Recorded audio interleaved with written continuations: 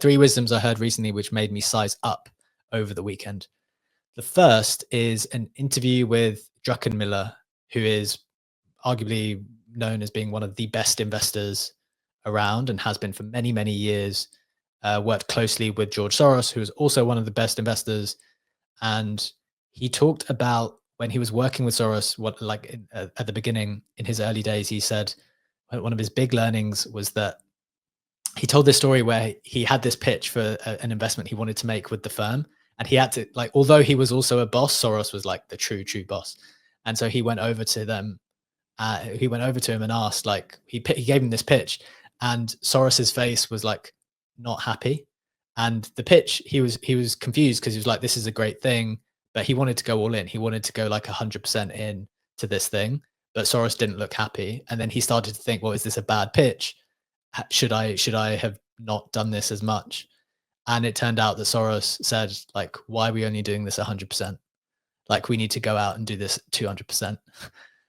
Because the key learning was, if you have conviction in something and if you're going to come and tell me to do it 100%, like, you might even need to go 200% if the thing that you're doing is so obvious. So that obviously assumes that the thing that you are actually super competent and that you are really good at reading the market. So that's not necessarily a recommendation that everyone goes out and goes 200% on the random next meme coin. But it is something to think about, where this is the thing that I've thought about with respect to that. The thing that I've thought about is, like, look, if I'm going to play in this meme coin game, which I did decide to do over the weekend, and I will be deciding to do at least for the next 2 months. If you were listening to the show yesterday, we spoke about how, well, I spoke about like this 2-month window pre-inauguration. I think we probably carry on post-inauguration as well, but there's a 2-month window pre-inauguration where things can really fly, in my opinion.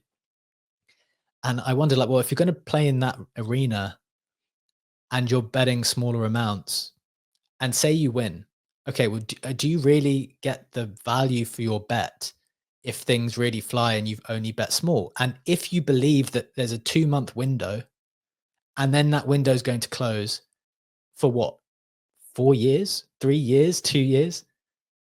Like, what should you do if you believe those things to be true? And that's the underlying assumption. If you believe those things to be true, then what should your appropriate bet be? And my conclusion was, in the same way that, I was listening to that podcast a couple of days ago, I was like, look, I've got to go bigger. Got to go bigger. That's big, because if the window is this small, I have to go bigger now, because that's just the size of the window. So that was one thought. Keen to hear your thoughts in a second. The second thought was that every smart Bitcoiner seems to always explain that the biggest moves happen in few days in the year or short periods of time. And my thinking for that is that, look, we're definitely not at the start of this cycle. We're definitely not. Remember, Bitcoin went below 20K whenever it did more than a year ago. So we are definitely not at the start, although people might say like we're just at the beginning. We're getting towards like a mania phase. These meme coins going off every single day is not normal. And so there'll be parabolic things to be able to catch her. So I want to try to participate in that. And then the other thing is, the smart market participants explain that the biggest moves always happen towards the end of the cycle. So there's this, I think those two things are connected, right? The number of days where big moves happen is small, and also it would probably lean towards the end of the cycle as that mania phase plays out. So that's my thinking. Would be keen to hear your thoughts first, Sam. Which of these things make sense to you? Do you agree? Do you disagree? Happy for you to agree or disagree. What's your take? Yeah, so just leaning into something specifically you said there around the big moves happen on a few days each cycle. That to me suggests that you should probably hold more than trade. And I think over trading can actually erode your capital a lot more than just buying something that you have high conviction in. And I think that, like, I watched the Raoul Pal, Stephen Bartlett a podcast. I think Funky recommended it to watch. So I watched that. Something that Raoul said, he was into Bitcoin, I think 2012, 2013, rode it up 6x to about 1.2K, sold it, and then bought it back in 2020. But if he'd held, he would have made 5x more than the position that he made just in terms of like trading it. And actually he sold the bottom, I sold the top, bought the bottom on a few occasions. I do think that holding something you have high conviction in, and also, I guess, leading into your timeframes as well. If you're trying to make it this cycle, you will have to take more risk. More risk comes more volatility. You could end up losing out. There's a higher chance that you could end up losing out. So I think, like for me personally, I'll hold the majors. I'll then look for do my own independent research. So there's no point just scrolling the timeline and saying that's research. I think you need to go and look yourself and find some high conviction plays that you believe in. And actually that learning process, that will build your own skill set to then identify opportunities in the future. If you do that independent research, then you feel like you're actually learning, you're getting something else out rather than just price action. And I think you can then use that methodology to apply to other scenarios and identify opportunities a lot more effectively. But yeah, I think ultimately it comes down to time horizons. Like if you're young, you can take risks. Because you can effectively make it back if you need to. But if you're slightly older and you're looking closer to retirement and you've got a shorter time frame, then taking those big risks now might not be the play. So I think it depends on your own personal circumstances, allocate accordingly, but doing your own independent research. And to be honest, like there's evidence to suggest that holding something for the medium to long term and then taking profits when there is big pumps and adding to your position when there is those dips is better than just trying to overtrade. Yeah, I'm not a fan of overtrading, to be honest. Definitely agree with that. Legendary, what's your take here? We were talking about this off air. What do you think? Yeah, absolutely. I agree with Sammy. Overtrading is a very, very serious risk. It depends on the volatility of your asset class. If you can just hold it and hold it and hold it, especially if you trade memes. And you can't maybe afford to, I don't know, say you just have a peanut that will have conviction and you can put 100 SOL into that or 50 SOL into that and write that from 100 mil, maybe not 10 mil, from 100 mil to a billion or 1.5 bill where we're at right now.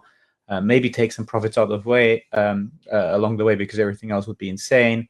You have made significant gains. However, if you budget-wise are constrained to be able to only afford 1 SOL, 2 SOL, 5 SOL, whatever, then you might want to take profits aggressively. And if you still have that conviction, buy those dips more aggressively, because Peanut and all the other memes offer you many 40, 50, 60% retracements where you can go in again.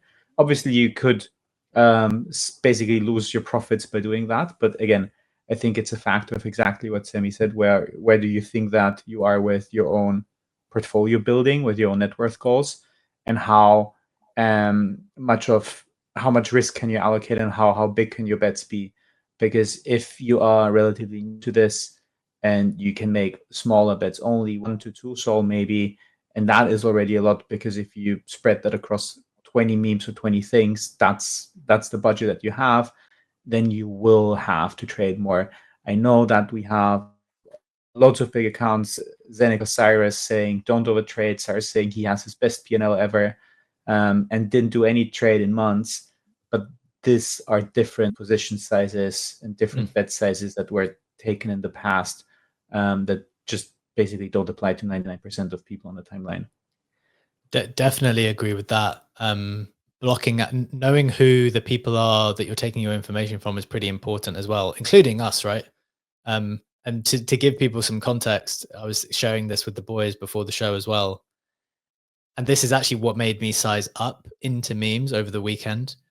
There was a time in 2021 during the NFT bull run where I would need to wait to get my ETH back because all of the ETH would be in NFTs. Like that was just the stage that I was at, where ETH, if I had it, it would be used to buy NFTs so that I could get NFTs back. There was no like staking ETH. There was no restaking. There was no like big ETH reserve where I was like farming protocols. Yeah, I think I was only learning that at the time. I didn't even know that back at the beginning.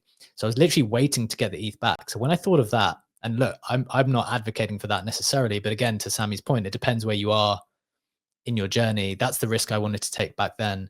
I'm not advocating for that for myself now. But the thing that I would be advocating for myself is, look, if you were that risk on back then, and now you're so risk off now, there's got to be some middle ground for me as a participant. And I think that's all that's happened. It's just like, I remembered what it was like in 2021 to allocate more down the risk curve. I was way too far off at the moment. So it's just meeting myself in the middle, I think, and doing something appropriate. To that point, just staying liquid. The biggest thing, or two of the biggest things that I learned last cycle was probably patience. There'll be so many opportunities, and if you FOMO into these opportunities and become illiquid, then you'll miss out on the next one. And I think just like if you feel like you've seen a huge pump, there's a phrase like respect the pump. Just let it go. Take a step back. Have a look to see if there's another opportunity down the line. But just remaining liquid gives you that opportunity. I can't remember the second point. That is the overtrading risk that I really see with myself as well. Exactly this point. I am in a position, I am up nicely, then I see something else. I don't want to allocate more liquidity, so I take liquidity away from winners, put it into new plays. Those plays don't run. The runner still keeps running. I cut the losses, buy into the pump. Like, this is the kind of overtrading that plays out the most negatively for me. And this is the one where I basically checked my own trading, was like, nope, I cannot be doing that. I'd rather allocate additional liquidity than basically taking winners and moving them to other things that I want to FOMO in.